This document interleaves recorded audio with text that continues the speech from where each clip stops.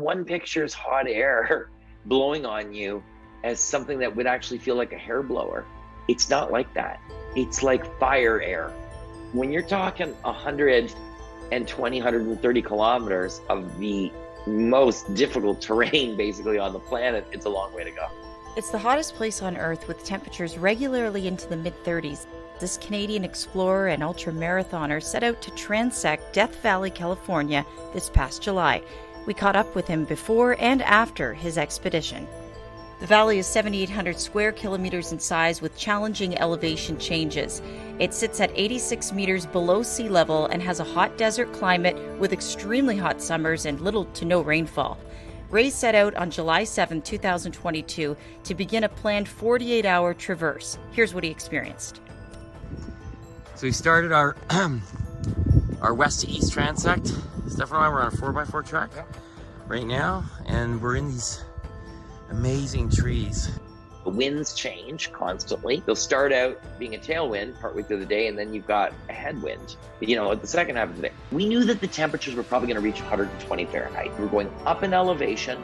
We knew this would be the coolest time of day and probably the coolest part of the entire adventure. We pretty much ran every step of the first 30 kilometers to make as much time as we possibly could. We see our crew, we get a full resupply of water and hydration mix and everything else that we were taking in, food. And then we began our descent from 7,500 feet to below sea level. So we're in this narrow slot canyon that you can see here, and this is what we've descended down into. We are about a little over a third the way through our route. It's a lot cooler in here than it is up there. Navigating through thick bush, which could potentially have rattlesnakes. Navigation was very stressful.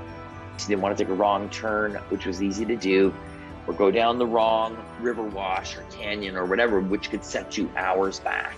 There was little sand dunes. There was this brush that was really spiky that you couldn't just cut through. You had to get around. And sinky, soft, dry clay where your feet would sink about 15, 20 centimeters.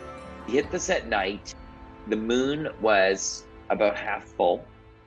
Beautiful. Skies were full of stars.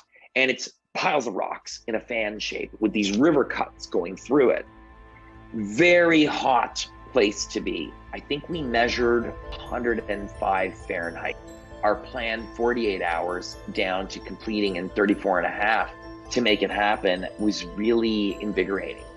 I was a pack-a-day smoker. Through adventure and a change in lifestyle, I found passion for something. Every one of my expeditions is in support of my foundation, Impossible to Possible, where I give young people the opportunity to go on free learning-based expeditions all over the world, to the remotest parts of the world. That is why we do what we do. And me now at 53 is a much different person than I was at 29.